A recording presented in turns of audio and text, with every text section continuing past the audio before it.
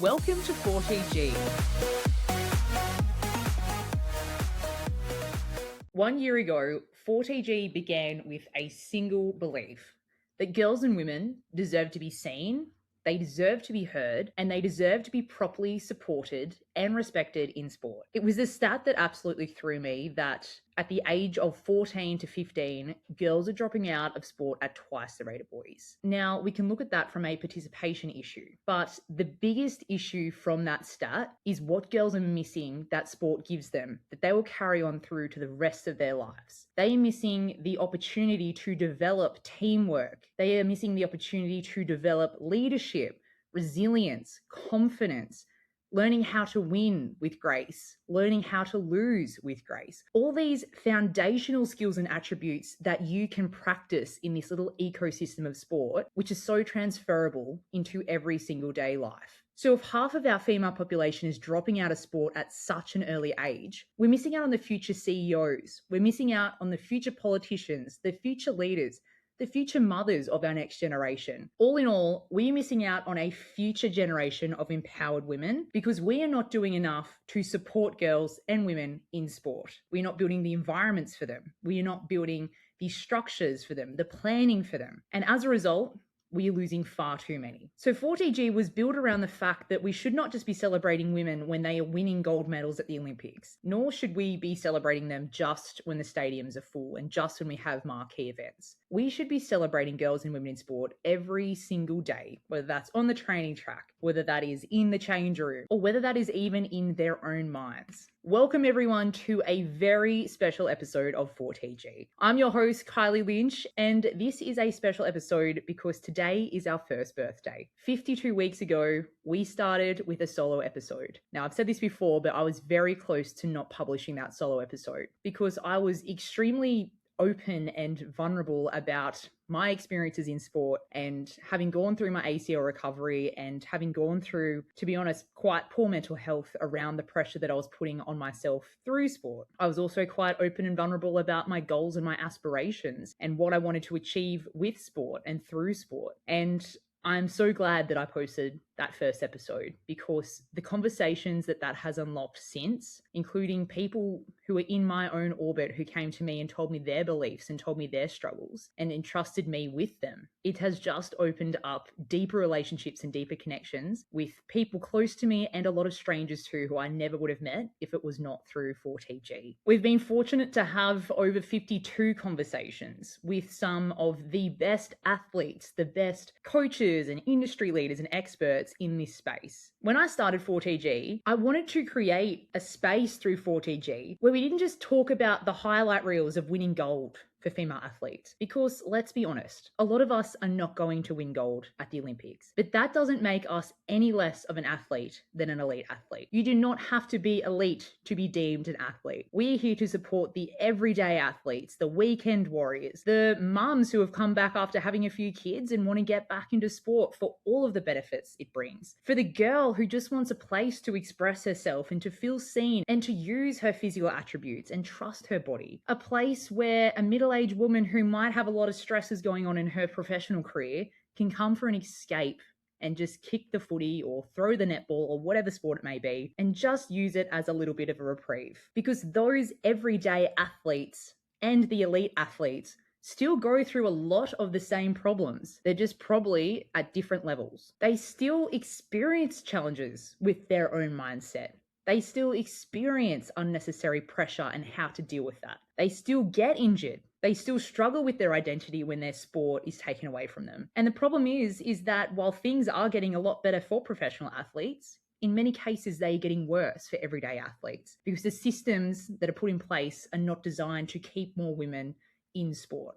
And that is what still needs to change. And we need to talk about those systems because women's sport at the moment is at a fascinating tipping point right now. You only have to look at the headlines, and if you didn't know any better, you would think that we've made it. The audience is there. The ratings are up. The latest Deloitte data says that 65% of Australians now consider themselves fans of women's sport. And at the grassroots level, The pipeline is booming. The Australian Sports Commission tells us that there are around 850,000 girls under the age of 14 playing in organised sport outside of school every single week. But here's the truth that we have to face. Growth is not the same as equality. And of those 850,000 girls who are playing sport every single week, the current stat says that half of them are likely to drop out. The other factor is that we still have a massive visibility gap. In Victoria alone, the most recent Change Our Game study found that women's sport only made up 20% of total sport coverage. Now, while that is a genuine improvement, which was up by about a third from the year before, that means that 75% of sports media in that sample was entirely focused on men. And when it comes to who gets to speak as an expert or as an authority on sport, the study also found that men were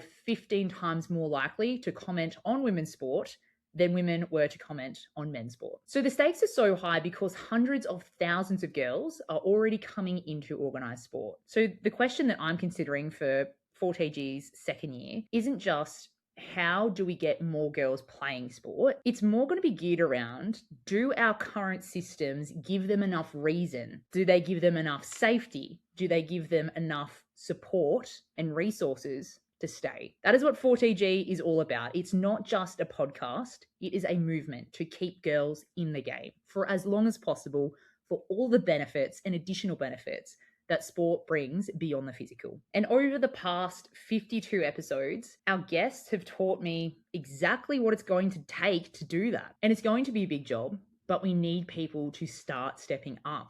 We need people to start pushing back. It can be scary putting yourself out there and saying what you think is right, but that is the only way we're going to see change. So what I want this episode in particular to focus on is 5 biggest lessons that I have learned from 1 year of 4TG. I could point out 50,000 lessons that I have learned because each guest has come with such a unique story. They have come with such a unique perspective and have left with fantastic takeaways, which you can all see on our social media, including Instagram. Each guest has had a key takeaways post, which gives the 5 biggest lessons from the episode. So if you haven't already, go and flick through those. But I think everything has come back to around 5 themes, and I'll be going through those 5 themes in a little bit of depth today. So one of the themes that keep coming up time and time again is that you are more than your performance. Sport can be a huge part of who you are. And don't get me wrong, sport has been a huge part of who I am. It has shaped my friends. It has shaped my lifestyle. It has shaped my competitive attitude. It has shaped my ambition. But it should never be the whole of who you are, because we are made up of so many different identity pieces, and sport is only one of those identity pieces. We seem to idolize the athlete who sacrifices absolutely everything for their sport, who works harder than anyone else, who grinds to burnout through blood, sweat, and tears. But then what happens to that athlete if sport is taken away from them? What happens if they get injured, or if they don't get selected, or if they simply burn out and their body physically burns out because of all the stress, the pressure, and the expectation that they are putting themselves under,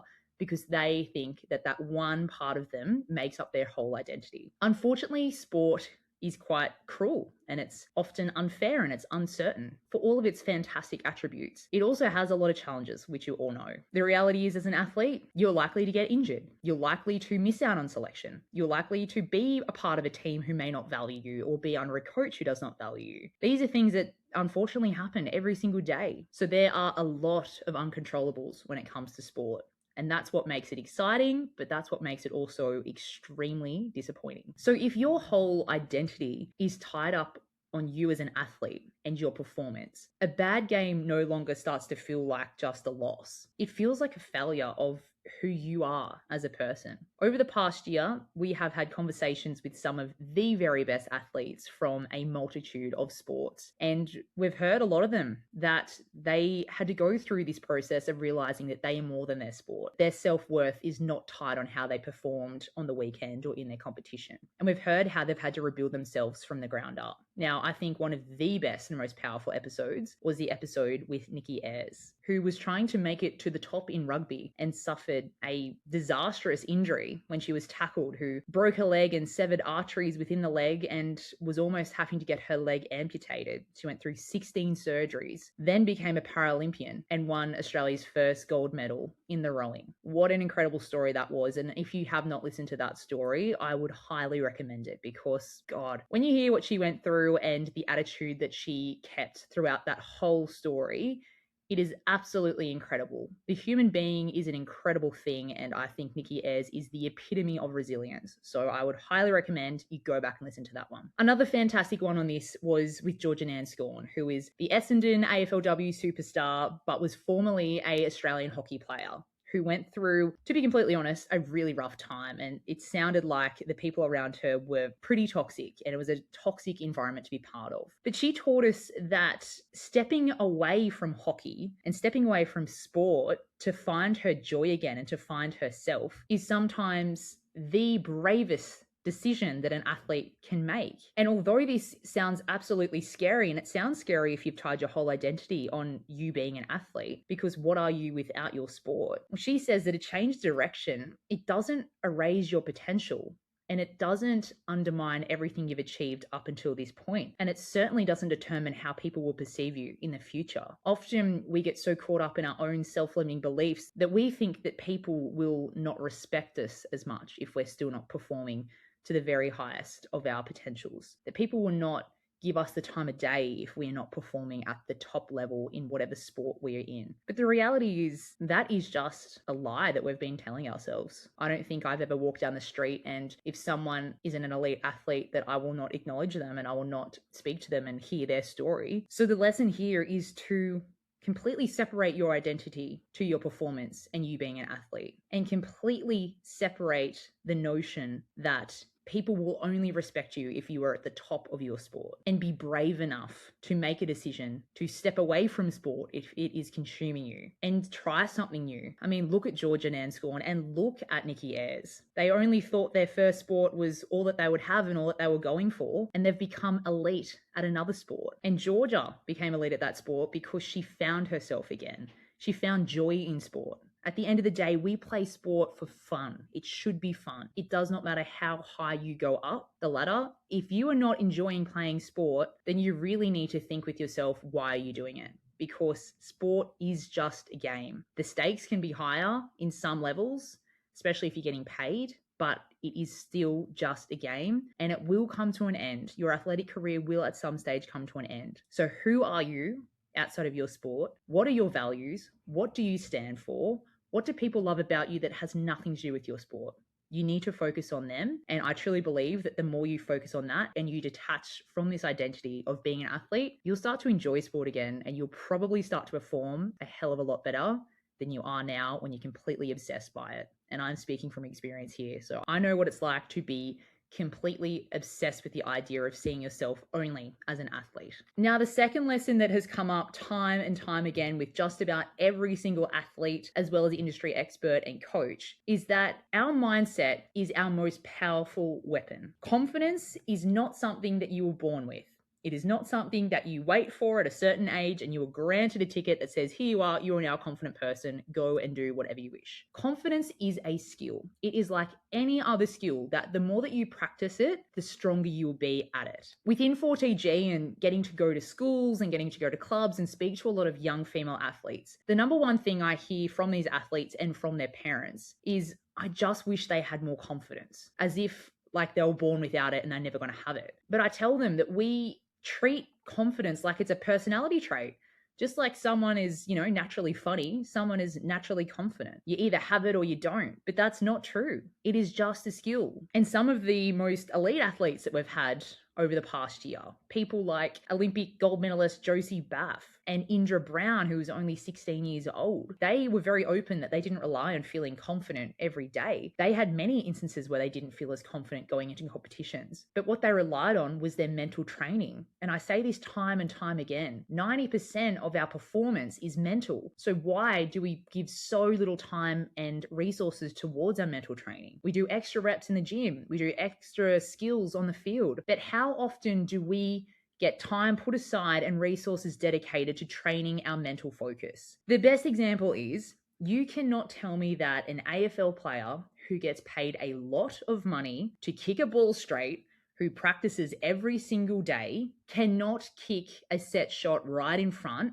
and that is not to do with mental performance. Our mental performance is such an untapped resource, and the more that we can train it, the better that we're going to get. Because your body achieves what your mind believes, and our mind deserves more training time. It's about letting go of perfectionism. We've found through all of our conversations that we need to let go of this notion of perfectionism that we've always been taught and brought up with. We need to have more purposeful self-talk strategies, and we need to ask for support early. If we want girls to thrive under pressure, we have to actually teach them how to handle pressure. What is pressure? Some frameworks to overcome pressure and to use it to their advantage, rather than just expecting them to be tough and suck it up. That mentality is not working anymore. And these younger athletes, as they're coming through and the conversations I'm having with them, they are so mentally tough and mentally robust. And that is because they have worked with sports psychologists from such a young age, which is something certainly I didn't grow up with, nor did the generations above me. So the more that we can actually implement mental training into everyday sport, not just the elite sport, and reduce the stigma around mindset and performance and meditation and all of these types of things, and use it to our advantage, the better that we're going to be in sport, but also the better that we're going to be in high performance and high pressure environments in life. So in summary, our mindset is our biggest weapon, and we need to train it just like we train our body. This next lesson is something that continues to get in the way of growth and promotion for women's sport. And it is something we've just experienced with the AFLW Ireland versus Australia historic match, which saw a sellout in a boutique stadium rather than granting this marquee historic event the stadium that it deserved so that more fans could come across, a greater atmosphere could be built, more money and revenue could be generated, and give these women the experience and the respect they deserve at this level. So the third lesson, it's a structural one. It's that girls deserve systems to be built for them. Girls don't need to change themselves to fit sport, or they shouldn't have to. Sport needs to become better at supporting girls. For decades, female athletes have been treated like small men. And Dr. Stacey Sims says that women are not small men, so we should not be expected to train like them, nor to eat like them, nor to be treated like them. Training programs, nutrition advice, injury rehab, even the boots on our feet, they were all designed for male bodies and for male environments. We cannot keep asking girls to adapt to systems that were never designed for them. This past year, we have been fortunate enough to have some very highly regarded experts come on the show, like Dr. Brooke Patterson, who opened our eyes up to the female-specific ACL crisis. We've also had Dr. Emily Meehan, who broke down the realities of REDS and fueling around female athletes. Now, the science is finally starting to catch up, and we're getting more research done specifically on female athletes and our physiology and how it differs to men. But the culture has to catch up too. We need coaches who understand female physiology. We need medical staff who understand female physiology. We need research that is funded specifically for women, because when we start building systems that are actually designed for girls and women in sport, we're not just going to participate. We are going to dominate. We're going to start growing. We're going to continue to get better. Women's sport will continue to grow. More investors, more sponsors, more partnerships will be interested and inject more money into it, and hence more revenue will be granted for it. But we cannot expect that to happen while systems are still built for men and not for women. Now, lesson number 4 is something that we all know, but often we need to be reminded by. Belonging changes everything. Now, belonging is not just a soft extra or a nice to have. Belonging is a retention strategy. Sometimes the first win is just walking into the sporting space and knowing that you belong there, and knowing that you feel welcome there, and knowing that the values that they have stuck up on the wall are actually true, and that they're not just a nice to have or not just a facade. If you walk into a sporting club and you don't see anyone there who looks like you, anyone there who sounds like you, or anyone there who understands your background, it's going to be incredibly hard to stay. We heard about this powerfully when we spoke to our Paralympians that jumped on 4TG, who were Tamsin Colley and Meredith Young. Now, they showed us what true inclusion looks like in all ability sports. And we also heard it from our basketball superstar, Nia Locke, whose family came from Sudan. She went through a refugee camp when she was only young and then eventually came to Melbourne and found belonging in sport. Nia's journey from that refugee camp to the WNBL, it's not only a feel-good story, it's a story of courage, it's a story of identity, but most importantly, it's a story of what happens when opportunity meets self-belief and the importance of sport in building community and making people feel like they belong, regardless of where they've come from. A single opportunity can create a ripple effect for a whole community of girls. And if we want to fix the dropout rate, we have to make sure that when girls or women walk into a new club, they already feel seen, they already feel heard, respected, and like they're at home. That is the same with female coaches. When they walk into a club, they need to see other people that look like them. They need to see other people who think like them, who act like them. And the more that they can walk into a club and see other female staff, the more likely they are to stay. Now, the fifth and final lesson that I'm going to leave you with today is one that includes you. So if you're listening to this, you can be part of this solution. Change needs action. Visibility is great. Clapping for our successful teams when there's a big tournament like the Matildas at the World Cup, that's also great. But visibility alone, it's not enough.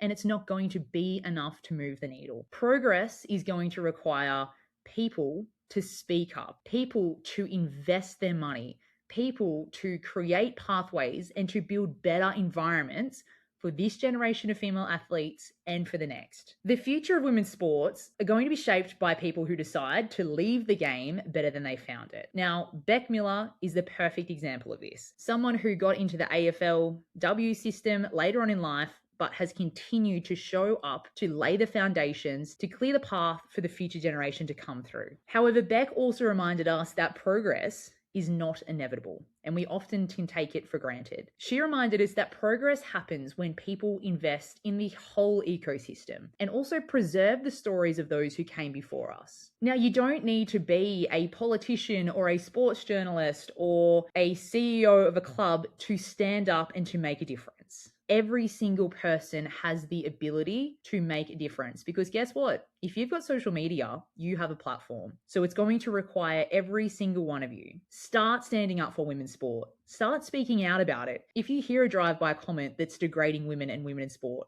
call it out. This is particularly important for our male allies out there. Now, look at Damo Hopper. Now, Damo, God bless him, he's one of the owners of Bubba's Pizza, okay? He is no expert on women's sport, but you will not find a better male ally than him, who's constantly championing women in sport. He's calling out gambling within sport, and he's also standing up for the little guys who often get pushed over. Now, that proves that you don't need to be a leader in the space to have an impact. He's having politicians now come to him for his support, and all he started doing was just talking about these issues on social media. Now, we also had the incredible Bridie O'Donnell, who has the biggest CV I have ever seen, challenge us to be upstanders and not bystanders. You don't have to be the CEO of a sporting club to make a difference. You just have to make the environment around you a better place for women and leave it in a better place than you found it. So I want to finish this episode by saying a massive thank you for the past 1 year to every single person who has listened to 4TG.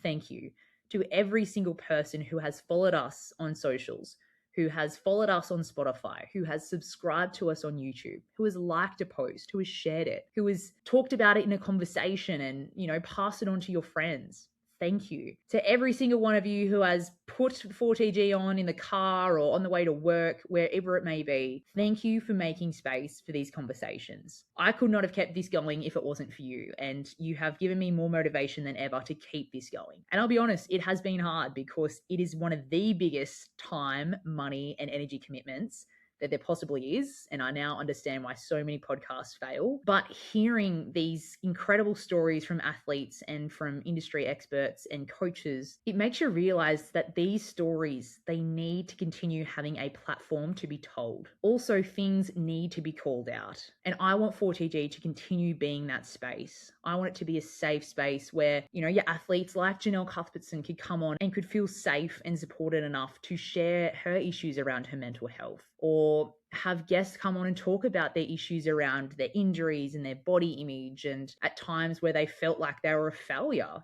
They're not easy things to share, but I really want that space to continue being supportive, to continue being open. And the best part of our space is our community. And all of you are so loving. You are so supportive of these guests. And you really are making a huge difference listening to these episodes, sharing them, and being involved within the 4TG space.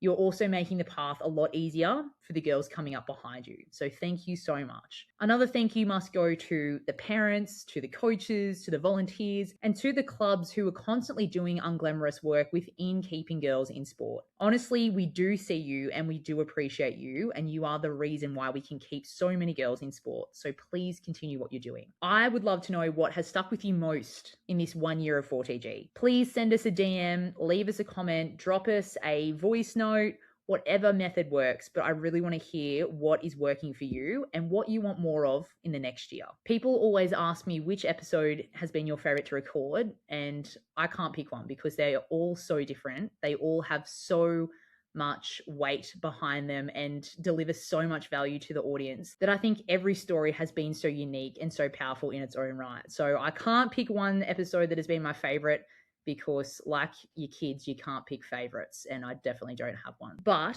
in order to commemorate 1 year of 4TG and to really collate all the lessons and value that we've been given from all of the guests over the past year, I have been working on something extremely exciting and practical these past 4 months, because I wanted to draw in all these lessons and give you something that you can actually use, something that is practical, something that all of these athletes are using right now, from the most elite down to the everyday. So I am very excited to announce that 4TG will soon be launching a self-paced online mindset and confidence course that is designed specifically for female athletes. Now, this course is not going to be theory-based.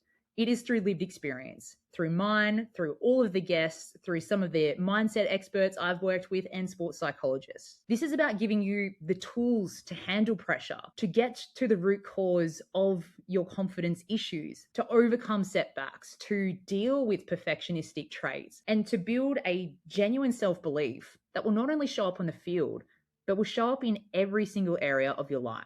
Now, these are some of the lessons and the frameworks that I wish I had been told at the age of 16. And they've all been packaged into a course that you can do at your own pace, that you can do on your own terms, and you were given the resources to help you implement into your own training, into your own sport, into your own life. So that is coming very soon. We're currently putting the final touches on things, and it should be ready for release in August. So if you want to be the first to know when this drops, please head to the show notes and join the waitlist. I cannot wait to share this with you, and I think that it is going to have a massive impact and a massive influence, not only on your sporting career, but how you show up every single day, no matter where it is, whether it's at school, whether it's at university, whether it's at work. Your confidence is something that can be built, and this course is going to help you build it all the way from the ground up. And I'm excited that you don't have to be in a metropolitan area to join this course. It is for everyone all across the world. Wherever you hail from, you can log in and you can take this course at your own speed. So please join the waitlist if this is of interest, or send me a DM if you have any questions about it.